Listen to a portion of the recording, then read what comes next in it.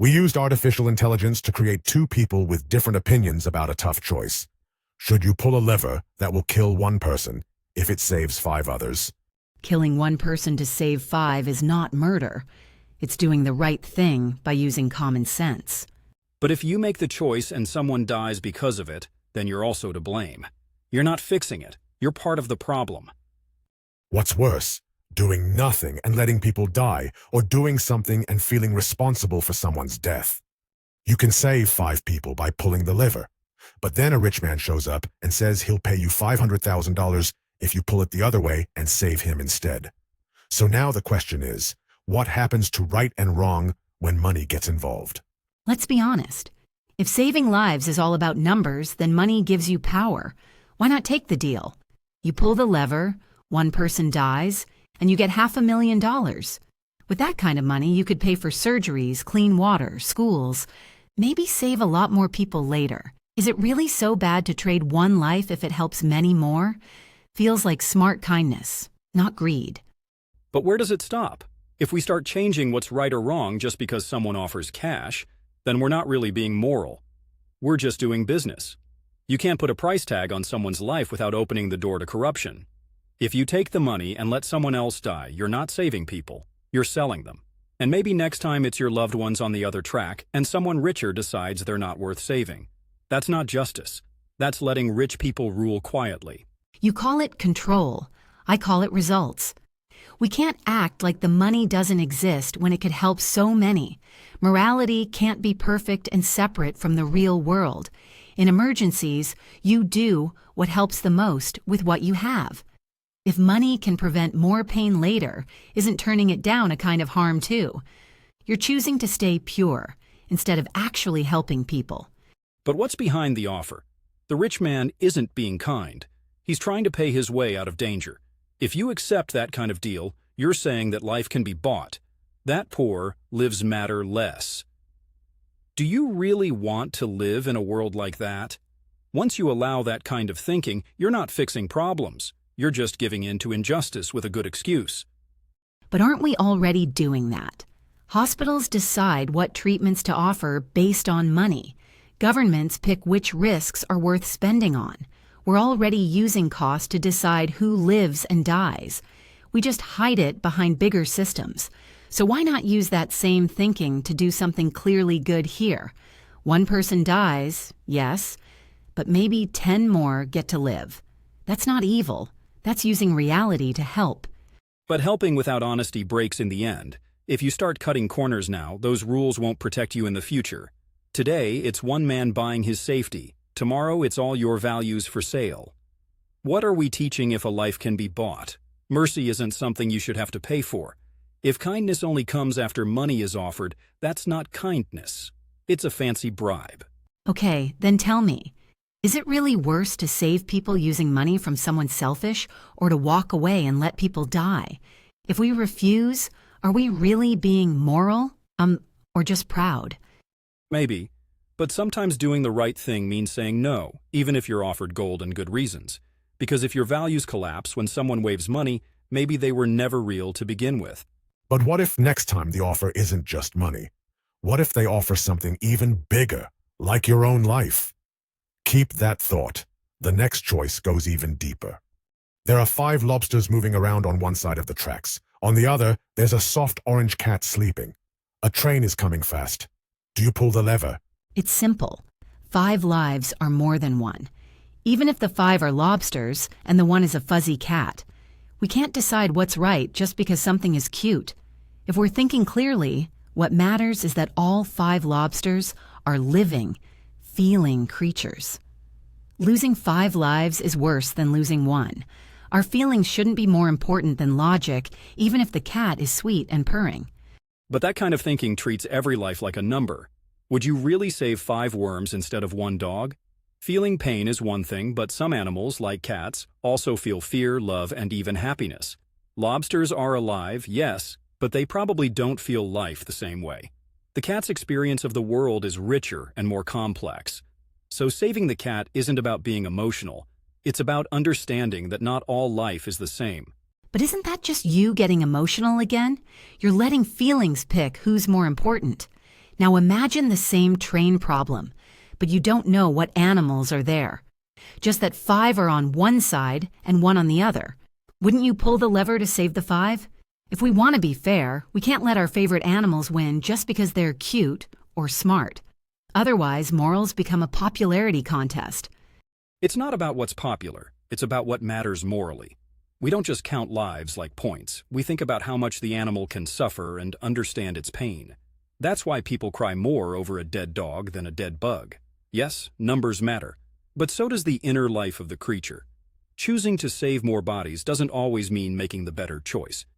If you've ever seen a cat seek comfort or recognize someone, you know it's more than just alive. It feels and connects. Lobsters don't seem to do that. But where do we stop if we value life by how smart or complex it is? Do we save a genius instead of 5 normal people, a baby instead of 5 pigs? That line of thinking can get dangerous.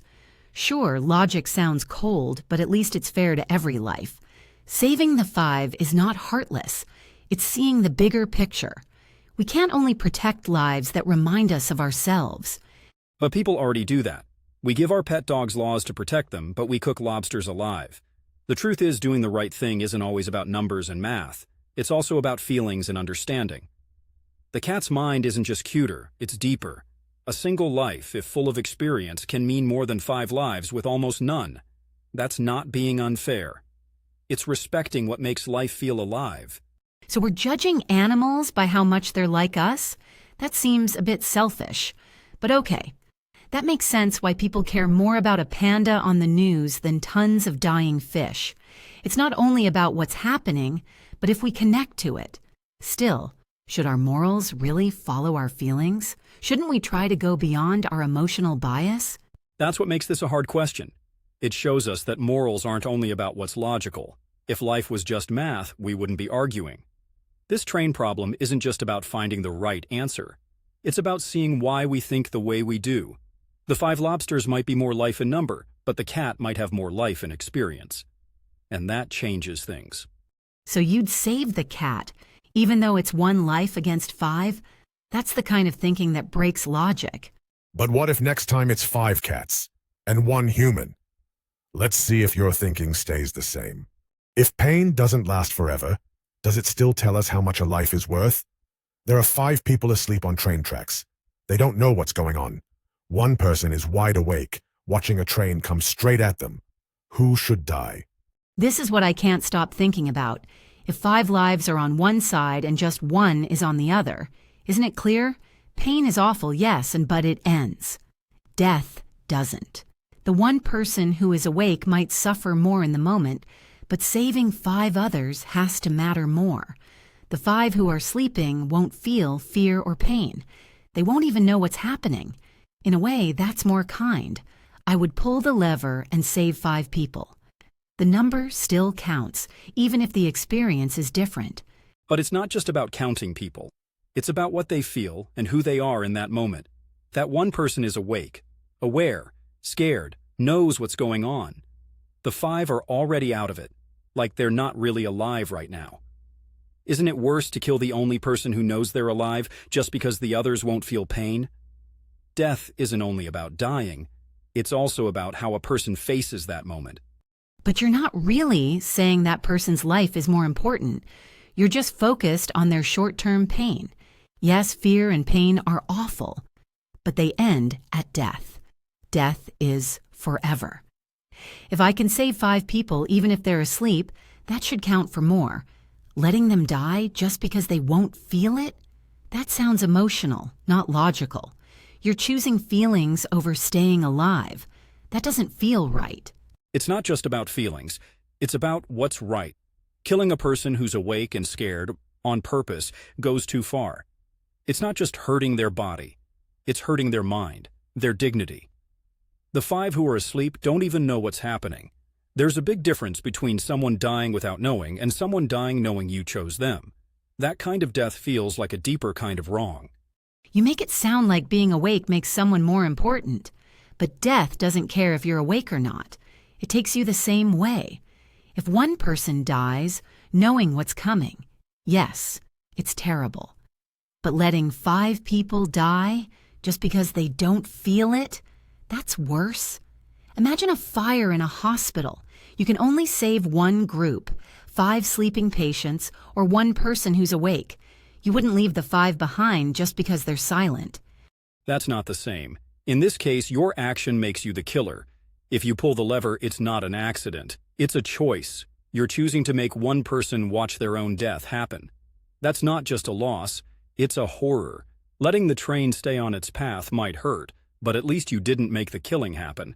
That's the difference between a sad event and something you caused on purpose. Sometimes doing nothing is the only way to stay human. But not doing anything can also be wrong. You might not feel dirty, but more people still die. Morality isn't about staying clean. It's about protecting lives, even when it's hard. If I have to carry the guilt so 5 people live, I'll do it. Because someone has to think about the numbers, even if it breaks me. And I'll take on a different guilt.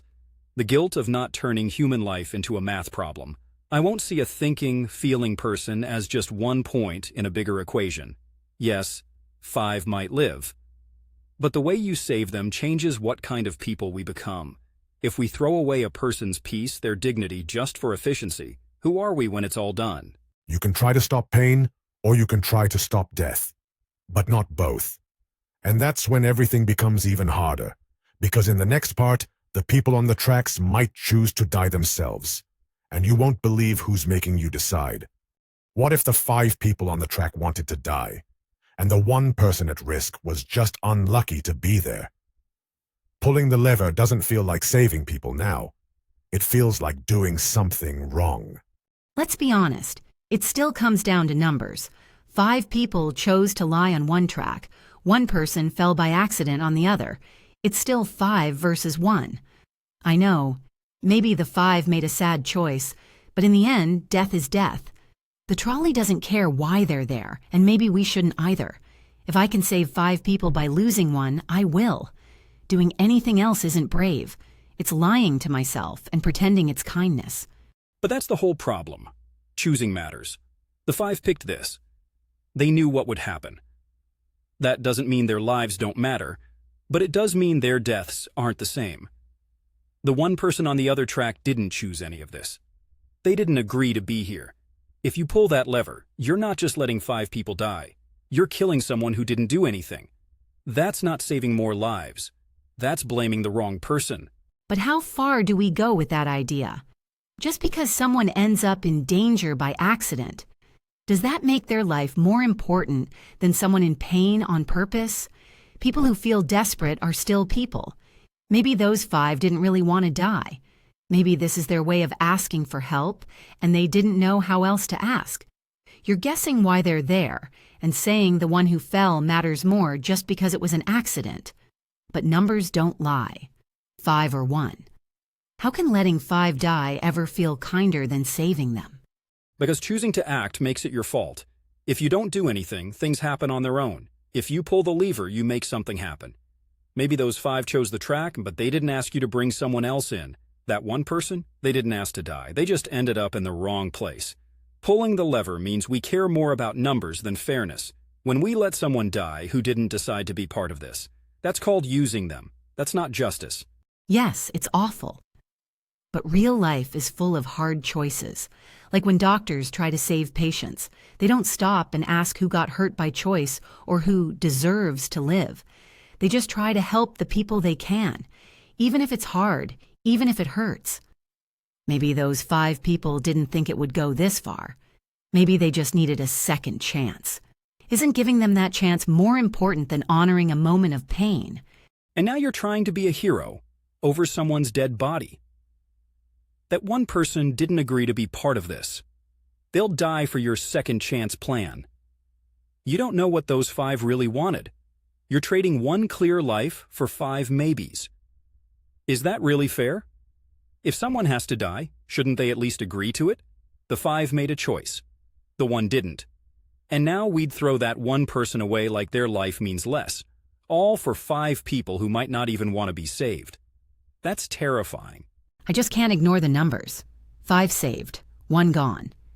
The idea of choice versus chance is hard, But if morality comes down to how many you save, pulling the lever feels like the less wrong thing to do. It might break our hearts, but letting 5 people die just because we didn't act would haunt us, too. Not choosing isn't kindness when it ends in more loss. It's just easier for us to live with. Real morality might mean living with pain that never goes away. And I'd rather live with that pain than do worse to someone innocent. Some people lose their lives because of their own decisions. Others lose theirs because someone else made that choice for them. If we don't protect the difference, we forget what justice truly means. And this was only the beginning. What happens when you're not saving people, but helping them suffer less? You can't save anyone. That's no longer possible. But should you still do something, just to make dying hurt less? Tell me this. If the terrible thing is going to happen no matter what and people will die either way, then why do anything? Why would I choose who dies faster? It feels like I'm not helping, just changing how someone dies. That's not brave. It's cold. When did doing the right thing mean just making pain a little easier? But isn't that still being kind, even if it's only at the very end? Think about it. If 5 people are stuck on a track and they're going to die, choosing a quicker death instead of a slow, painful one is the last bit of kindness we can give. This isn't about being brave. It's about being human. Taking away a little pain, even if we can't stop death, still means something. Maybe that's a small kind of hope. But now we're in a tough spot.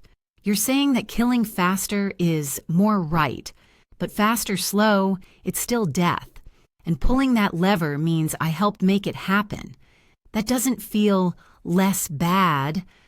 I'm still the one making a choice that ends someone's life. Who are we to decide whose pain is worse or how much pain is okay? Who says we're allowed to choose? Nobody gave us permission. The situation forces us to act. You can either turn away and do nothing while people suffer, or you can help, even if it only takes away a little of their pain. It's not about being a hero. It's about feeling for others when things are at their worst. It's like seeing someone drown slowly and jumping in, not to save them, but to hold their hand. You don't stop the pain, but at least they're not alone. That's a powerful thought, because real life has moments like this, where we can't fix the ending. We can only make it a bit better. But still, isn't there a risk in calling less harm a good thing? We don't give awards to ambulance drivers who show up after the fire. If we start seeing less pain as success, do we forget to stop the harm in the first place? Maybe the real danger is doing nothing. In a world where perfect fixes almost never happen, waiting for the perfect answer means never acting at all. Small acts of kindness matter, not because they fix things, but because they show someone still cares. In the worst moments, even a tiny light helps. Doing nothing isn't being neutral. It's choosing to let people suffer longer. Even a small bit of relief says, I'm here with you, even at the end. That's sad, but true. You're not talking about justice. You're talking about kindness when everything's falling apart. It doesn't make it easier, but maybe it changes how we see the choice. It's not a death button. It's a way to offer more dignity. But this is what scares me. What if we get too used to this idea of just making the bad stuff hurt less and stop trying to stop the bad things altogether? Sometimes the only thing left to save is how it feels afterward. But what if you couldn't tell who was hurting the most? You're at the lever, but your vision is blurry. You forgot your glasses. You know that people's lives are in danger, but you don't know who is where. Do you act without knowing the details, or do nothing at all and hope for the best? Here's the hard question. Should we do something even if we don't know what will happen? Just because we're unsure doesn't mean the train is going to stop. It's still coming. And not pulling the lever? That's still a decision. Some say that waiting is being careful. I think it's looking away and doing nothing. If there's even a small chance I can help more people, I'd rather try and be wrong than do nothing at all and watch people die. We can't let fear of the unknown stop us, because doing nothing can also cause pain. But let's be honest, making a choice without knowing what's really going on can be just as bad, maybe even worse.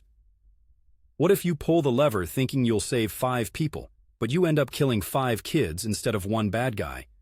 Without your glasses, you aren't deciding. You're guessing. It's like waving a knife in thick fog and hoping you don't hurt someone by mistake. Sometimes, waiting is the smarter thing. It's better to pause than to make a big mistake just because you feel pressure to act. Not knowing isn't brave. It's dangerous if you act without thinking. But isn't it strange? Doing nothing can feel safer, like it's not really your fault. But it is still a choice. Pretending it's not doesn't change the result. I think we don't always stop to protect others. We stop because we don't want to be blamed. That's fear, not wisdom. If being brave means anything, it's choosing to act even when you're unsure, because standing there as people die isn't better. Being brave doesn't mean rushing into things blindly. Even soldiers know when not to shoot. You make it sound like doing something is always better, but that's not true. When we don't know enough, we shouldn't act like we do. Being responsible means knowing when to pause and wait. We don't praise bad choices just because someone meant well. If your actions lead to more harm, your good intentions won't fix it. You could become the person who made things worse without even realizing it, because your vision was too blurry to see the truth. But when do we ever have total clarity in life? Hardly ever. Every choice has some uncertainty. Think about doctors in an emergency room. They don't wait to know everything. They do the best they can with what they have. I'm not saying we should act without thinking. I'm saying we should do what we can even when things aren't clear. Waiting forever for a perfect answer? That's just a reason not to act while the train keeps coming. Sure, things are never perfect, but that doesn't mean we should rush into something life or death when we hardly know what's going on. Doctors have training and rules to guide them under pressure. But here, we have nothing. Pulling that lever without clear vision isn't a careful choice. It's a dangerous bet. Holding back isn't always fear. Sometimes it's the right thing to do when you know you don't know enough. Wanting to act doesn't make you a hero, especially if your action makes things worse. So you think we should do nothing at all? Just let whatever happens, happen? That's just pushing the blame away. Pretending the world will choose for us so we don't have to. But if doing nothing leads to 5 deaths and doing something could save them, even with some risk, how is standing still the better option? We can't act like doing nothing is clean and guilt-free.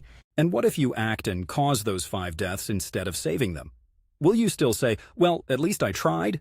Trying doesn't always mean you did the right thing. If you don't know what's going on, acting can make things worse. Being scared of feeling guilty isn't a good enough reason to jump in. Sometimes being responsible means staying calm, holding back, and not trying to be a hero just to feel better about yourself. Caring means knowing when not to act. The blurry view makes it hard to choose, but it doesn't make the weight of the choice any lighter. When you can't see clearly, do you move or stand still? The next moment may only make things harder. It always comes down to this: save 1 life or save 5. But what if the 1 life is a baby and the 5 are old people? Here's the hard question no one likes to answer. Does it matter how many years someone has left to live? If we're trying to save as many people as possible, should we think about age at all? If we begin to judge people by how many years they might still live, isn't that dangerous? If I say the 5 old people should be saved, it's not because they have more time left. It's because they're people, equal people. We shouldn't treat long life like money or say that being a baby makes you more important. A life is a life. 5 is more than 1. So yes, I'd pull the lever. But thinking like that feels cold. Let's be honest, the baby hasn't even started life yet. The 5 old people, they've had full lives. They've loved, been hurt, gotten better. They've lived through many years. Are we really saying that ending a life that's just starting is the same as ending lives that are already almost done? That baby has their whole future ahead of them, full of things that haven't happened yet. That's not just emotions talking. There's real meaning in that. If being moral means saving the most possible life, not just counting people, but thinking about how much life could be lived, then I wouldn't pull the lever. But where does that thinking lead us? Suddenly, we're saying someone is worth more just because they may live longer. What's next? Do we say a 20-year-old matters more than a 60-year-old? A strong person more than a sick one? Now it's like we're doing math with people's lives. I'm not saying everyone's lived the same kind of life, but each life should be worth the same. Otherwise, aren't we just choosing the baby because they seem pure and innocent? What if those 5 old people are scientists, teachers, or grandparents raising kids? We can't assume the baby's future is more important than what those 5 are already doing. I get it, but I'm not doing math. I'm thinking about what matters. Imagine you're standing there. There's a baby on one side and 5 older people on the other. Who do you feel the need to protect? That feeling isn't just bias. It's our instinct to protect the future. Yes, all lives are important, but if we have to choose, we should think about who carries the future with them. It's not about being cute, it's about what lies ahead. That baby hasn't said a word, but they could still live a full life. The old people have already lived most of theirs. Saving the baby means saving what's to come. It's easy to believe in the future when the future looks like a baby, but life doesn't always turn out so perfect. That baby might grow up to be just average, or maybe even someone who hurts others. And those older people, maybe they're raising great-grandkids or helping others in ways no machine could replace. We shouldn't forget how valuable shared life is. Love, memories, even saying goodbye. If we always choose the future, we might forget the importance of the people still here. Saving life means caring for people who are alive now, not only people who might matter later. That's fair, but let me say it another way. This isn't about playing God or picking favorites. It's about choosing what helps keep people and their stories going into the future. The baby stands for many years of life, with love, learning, and mistakes ahead. Sure, we don't know what will happen. But being moral sometimes means making hard choices, even when they hurt. Choosing the baby doesn't mean we don't care about the old ones. It means we understand time, once it's gone, doesn't come back. We can miss a life that was full, but stopping one before it starts, that pain lasts for generations. Then maybe the real problem isn't about numbers or age. It's that no matter what we choose, something precious is lost. We'll always feel that pain, but when we focus too much on what might come, we forget what's here now. The old people may not have many days left, but they're still here, breathing, and know what's happening. The baby doesn't even know they're at risk, and maybe that's the point. Life deserves our care because it exists, not just because of what it might become. Innocence or wisdom, the future or the present. Whatever you choose, you'll carry guilt. And if you think this is hard, wait until it's a choice between saving yourself or 5 versions of you. You're back at the trolley switch, but now, the people on the tracks, they're all versions of you. 5 clones are on one track. The real original you is on the other. Who should be saved? Let's be real. I'd choose to let myself die. The numbers stay the same, even if the people look like me. 5 versions of me are still more useful than one. If I truly believe in doing what helps the most people, this is the big test. Keeping the original me alive just because I'm attached to it is just pride in disguise. Why save myself when 5 other versions of me could go out there and help the world more? The original me shouldn't be the thing holding everything back. But you're assuming those clones are really you. What if they're like copies on the outside, but not the inside? They might look and talk like you, but maybe they're missing something deeper.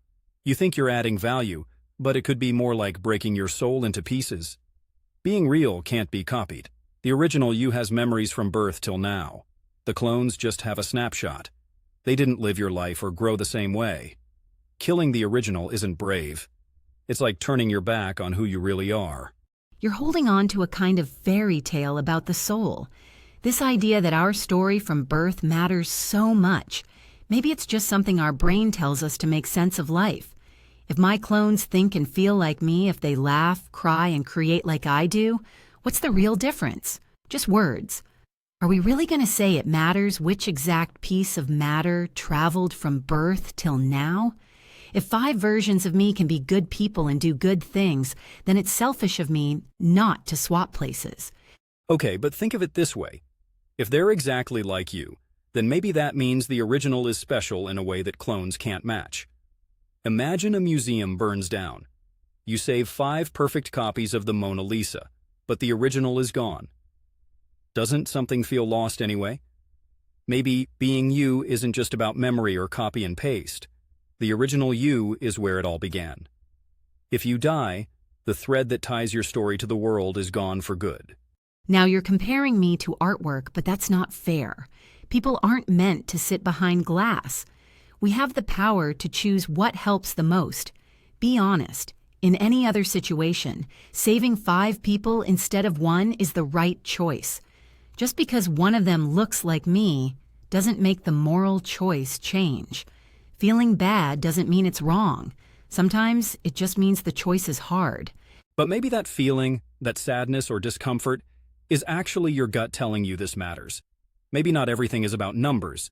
Maybe what makes a person valuable is the emotion, the choices, the moments. Only the original you made those choices, felt those pains, had to grow.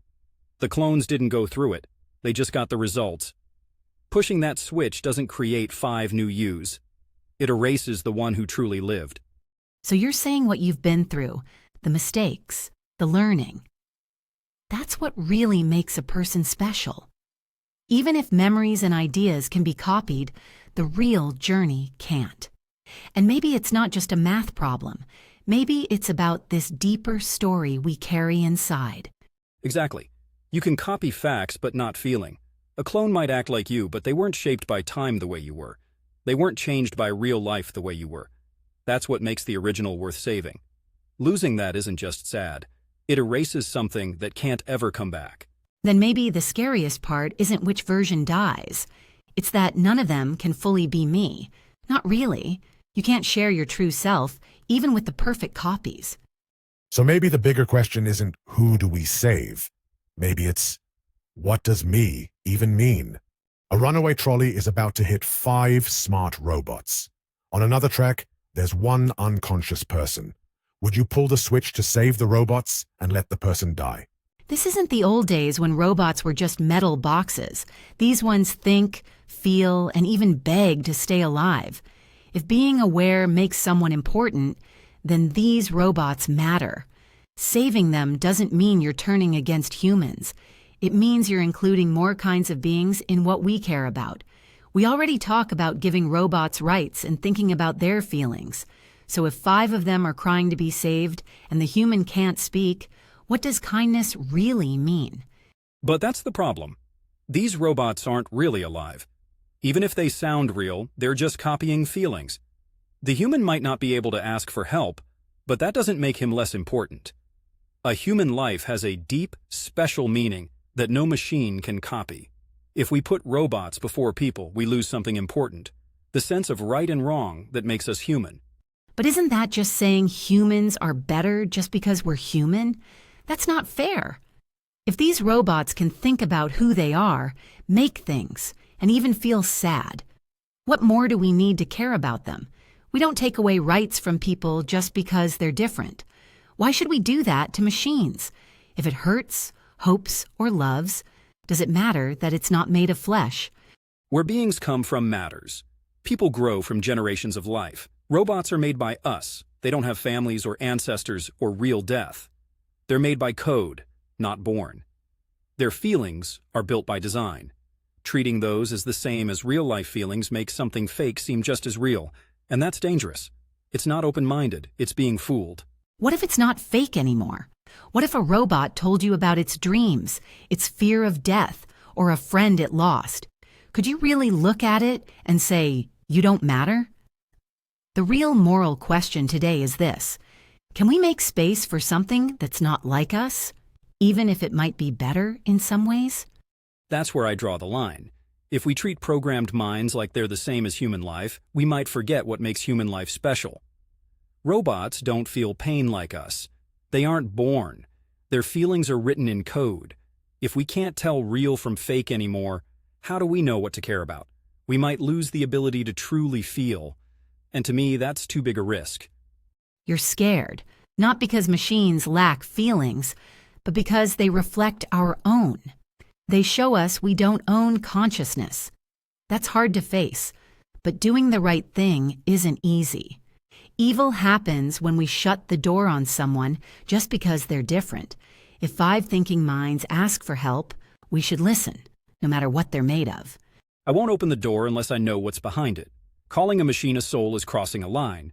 Being aware doesn't mean the same thing if you don't bleed or die. If you save the robots and let the human die, you're saying people don't matter as much, and that's a step I won't take. They weren't just talking about humans and robots. They were talking about what a soul really is. But just when you think it's over, what if those robots had your memories? What if you were not just the person pulling the lever, but also each of the people tied to the tracks, even the one driving the trolley? Then it's not about saving others. It's about deciding which parts of yourself you want to protect. Hold on, and if I'm going to be reborn as every person in this situation, then this choice changes completely. It's not about who should survive anymore. It becomes, what kind of pain am I willing to go through? That changes how I see every life here. If I am all of them, then I feel all the pain and all the peace. So yes, I pull the lever, because I'm not just trying to help strangers.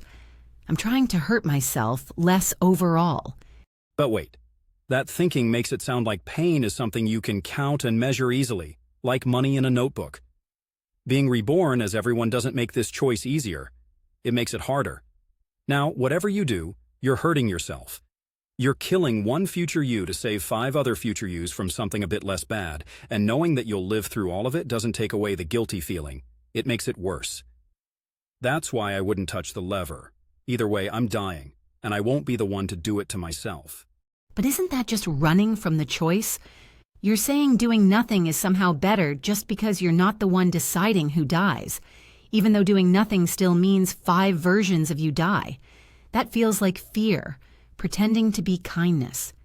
If pain is going to happen no matter what, then maybe it's better to make the pain as small as possible. If pulling the lever saves more versions of me from terrible pain, then maybe that's the kindest thing I can do. It's not betrayal. It's mercy. No, I think you're trying to say it's okay to hurt one part of yourself for the bigger picture. But that feels wrong. That's the same kind of thinking that says it's fine to hurt some people if it helps more people. And that can be dangerous. You're cutting yourself into parts and saying some are more important than others. But thinking like that turns kindness into cold math. If you believe in being reborn, it should help us feel more connected, not make us talk like we're doing a math test.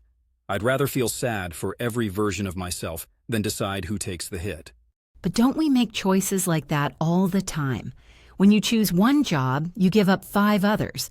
When you choose one person to love, you close the door on many more. Life is full of small, trolley problems all the time. If you really believed that all your future selves were connected, you'd want to save the most from suffering. It's hard, yes. But if it helps more of your future selves live with less pain, then it's not betrayal, it's growing. So you're saying the pain is okay if it leads somewhere better. But what if the point of this whole problem is to show you that you can't split yourself up into good and bad versions? That just by choosing, you're causing more hurt to all of yourselves? Maybe the right thing is to not pick at all. Don't choose. Don't become your own judge or your own killer. That sounds nice, but kind of too easy. While you talk about being whole, 5 parts of you are still dying. Pulling the lever isn't about choosing a death. It's about choosing a smarter kind of suffering.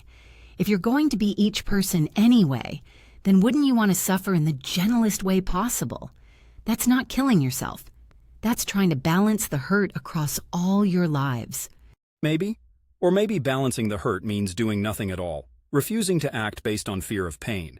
Sometimes the best choice is to let go and let the world deal with itself. But that was just the beginning. Because in the next puzzle, you might realize you were never really the one making the choice in the first place. If you think you're the one making all your choices, think again. Maybe free will is just a trick that feels real. Let's not sugarcoat it. Are we really choosing anything? Or are we just following a script that was made before we were born? Every thought you've ever had comes from things you can't control. Your genes, your family, your culture. So when you make a choice, was it truly yours?